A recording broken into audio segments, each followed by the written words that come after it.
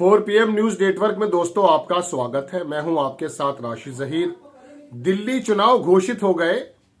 आपको एक बात और भी मालूम है, चुनाव को जिताने वाले, चुनाव को बनाने वाले, अपने अनुयायियों के जरिए चुनाव के रिजल्ट को पलटने वाले एक कर्मवीर, एक महावीर जेल से बाहर आ रहे हैं। इधर चुनाव घोषित हुए, उधर चुनाव को जिताने वाला एक व्यक्ति जेल से बाहर आ रहा। गोया के भारतीय जनता पार्टी को जिताने की जिस तरह से हरियाणा में, पंजाब में जो रोल्स अदा होते रहे हैं, ये बात अलग है जीते नहीं जीते पंजाब में, लेकिन हरियाणा में तो जीते। ऐसा ही दिल्ली के अंदर एक समाज ऐसा है, पंजाबी समाज बहुत बड़ा समाज है दिल्ली के अंदर, जो रोल प्ले करता है। सिख समाज तो नाराज बताया जाता है, लेकिन फिर भी चूंकि बिजनेसमैन लोग हैं वो थोड़ा सा बीजेपी की तरफ बताए जाते हैं। लेकिन मैं थोड़ा दिल्ली चुनाव से पहले आपको ये बताना चाहता हूं कि जेल से बाहर कौन आ रहा है। आपकी स्क्रीन पर तस्वीरें लगा देता हूं सीधा सीधा। ये अंग्रेजी का अखबार है कि rape convict Asaram gets bail. एक साहब लिखते हैं कि इधर दिल्ली में ऐलान हुआ, उधर रेपिस्ट आसाराम को 31 मार्च तक जमानत मिली। 31 मार्च तक जमानत मिल गई। अब बेटी बचा लो। नीचे लिखता है rape convict Asaram Bapu gets interim bail till March 31 from Supreme Court on medical grounds. इतनी ज्यादा मिल जाती है, अब वो दिल्ली में आकर के अपने लोगों से क्या कहेगा।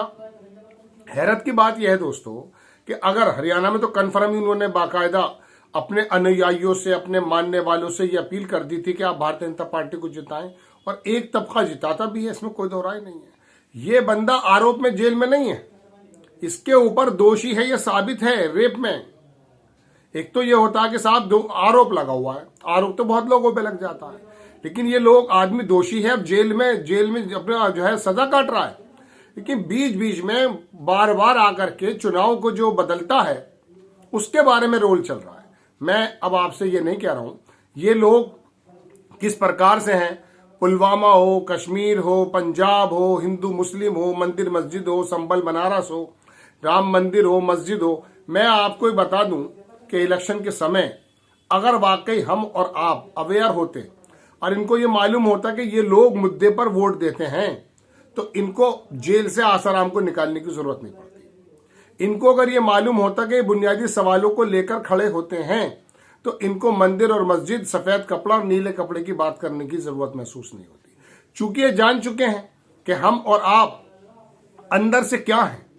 एक समाज तो इतना बड़ा कपटी हो गया है कि अगर इसके आने से, जेल के आने से वोट का इन्फ्लुएंस बदलता है, तो ये समाज पर एक वाकई ऐसा धब्बा है, समाज के उस वर्ग पर ऐसा धब्बा है कि एक बलात्कार के दोषी के कहने से अपनी वोट बदल देगा, जो देश के और प्रदेश के फ्यूचर को तय करता है। दोस्तों माफी चाहूंगा, मैं थोड़ा सा आसाराम बापू में और उसमें जो डेरा सच्चा उसमें कंफ्यूज था। तो मेरे कहने का मतलब यह था कि हरियाणा में डेरा सच्चा जो राम रहीम है उनको जमानत मिली, और अब दिल्ली के अंदर छाया हुआ और पूरे देश में छाया हुआ ये बाबा आसाराम बापू, ये जेल से निकाला गया। तो देखने की बात यह है दोस्तों कि आसाराम बापू जैसा व्यक्ति हमारे आपके वोटों को इन्फ्लुएंस कर देगा। अब इसका अगला सवाल ये उठता है, चलिए हमारे अंदर तो अवेयरनेस की कमी, थोड़ी धार्मिक, मैं कह सकता हूं अंधभक्ति या कोई भी चीज है, लेकिन ये जो सरकार चलाने वाले लोग हैं इनके पास टूल्स देखिए क्या क्या है।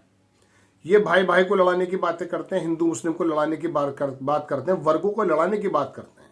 अब हद यह है कि इनके पास टूल्स में एक व्यक्ति ऐसा है जिसे लोग महात्मा मानते हैं, संत मानते हैं, वो दोषी है बलात्कार का, है ना, लेकिन उसका भी अगर इस्तेमाल हो रहा तो जेल से बाहर निकाल लो। चलिए खैर, अब ये दिल्ली के उस समाज को किस प्रकार से प्रतिनिधित्व करता है, किस प्रकार से इन्फ्लुएंस करता है, ये बात अलग है। लेकिन समाज की अगर एक वोट भी इस व्यक्ति के कहने से इधर से उधर होती है, तो ये वाकई समाज के पतन की ओर इशारा है।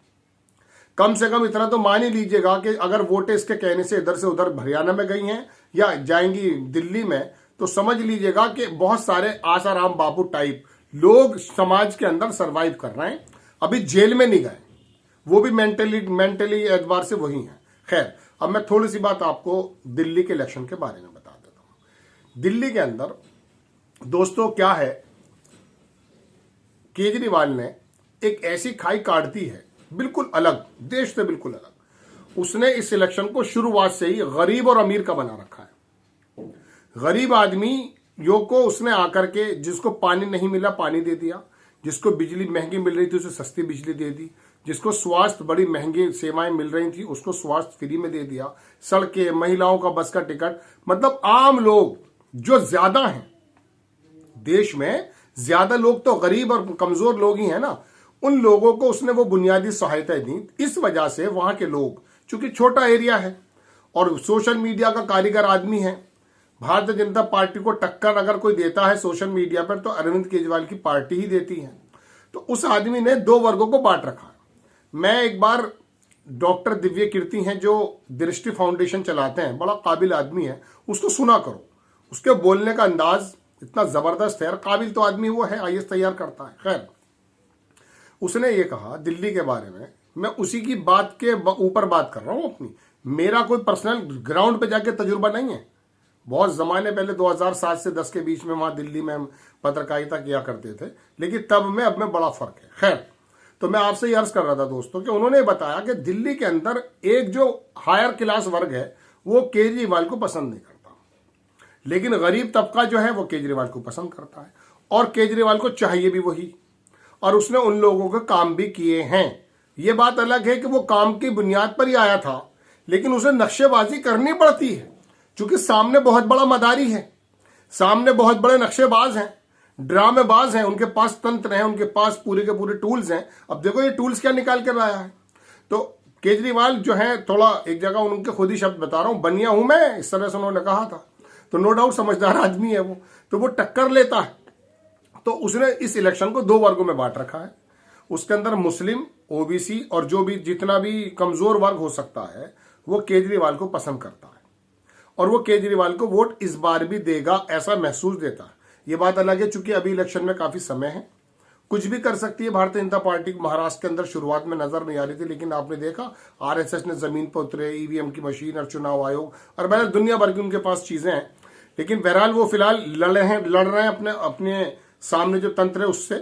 तो ऐसे समय में दिल्ली का जो इलेक्शन है वो दो वर्गों में बटा हुआ है। जैसा मैंने बताया, भारतीय जनता पार्टी किसी जमाने में 32-38 हो गए, लेकिन वो 50 पार करके अपनी वोट ले आता, चूंकि कांग्रेस थोड़ा सा बैकडोर हो जाती है, अपना कदम खींच लेती है। लेकिन इस बार कांग्रेस बहुत मजबूती से लड़ती हुई नजर आ रही है, तो शायद तकलीफ हो, लेकिन फिर भी आखिर में जाके जो भी भारतीय जनता पार्टी को हराता हुआ नजर आएगा, मुस्लिम वोट तो चला जाएगा वहां, और बाकी जो कमजोर लोगों को इसने 200 यूनिट बिजली और बस का किराया, महिलाओं का मामला, जैसे नीतीश कुमार ने महिलाओं को वहां अपना हीरो बने हुए हैं बिहार में, ऐसे ही केजरीवाल, तो इनके हिस्से में वोट है वो 35 से 45% के बीच में, 50% के बीच में, या 40 से ऊपर आ जाएगा। तो जाहिर सी बात है वो इतनी बड़ी जीत अगर ना भी होगी तो जीतने की कोशिश में वो रहेंगे। तो ये दो तबके बटे हुए हैं, लेकिन देखिए ये कि आपने बुलाया किसे। एक तरफ तो आपके वो विधोड़ी काफी थे, जिसने प्रियंका गांधी और आतिशी के बारे में क्या क्या शब्द इस्तेमाल किए हैं। दूसरी बात, जो बिल्कुल महिलाओं का बलात्कारी है उसको आप लेकर आ रहे हैं, ये है आपका स्तर। लेकिन इनके स्तर को तो छोड़ दीजिए, दुकानदार तो अपना प्रोडक्ट बेचने के लिए नंगा भी हो जाता है, मैंने देखा है। नट नहीं होते नट, वो उसके ऊपर चलते हैं, सर्कस के अंदर तमाम बाहर भी चलते हैं।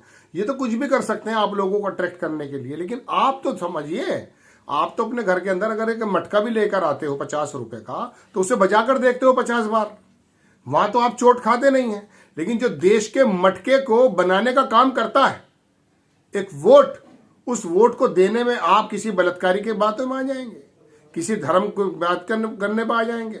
असदुद्दीन ओवैसी के बारे में भी हमने पिछले इलेक्शन में यही कहा था, हालांकि वो हट गए थे वहां से, कि ये आते हैं इलेक्शन बिगाड़ने के लिए। हालांकि देखिए सबका अधिकार है, इसका भी अधिकार है पैरोल का मिलने का, उनका भी अधिकार है, वो उसका इस्तेमाल कर लें, कुछ भी कर लें। लेकिन बहरहाल दोस्तों, ये हमारी समाज के पतन की तरफ है कि अगर वोटों का ध्रुवीकरण करने के लिए एक बलात्कारी को जेल से निकाला जाता है तो ये वाकई बड़ी शर्मिंदगी की बात है। आपको खबर कैसी लगी अपनी राय कमेंट्स बॉक्स में जरूर दीजिएगा, चैनल को सब्सक्राइब कीजिएगा, शेयर कीजिएगा। नेक्स्ट टाइम किसी खबर के साथ हाजिर होता हूं। जय हिंद।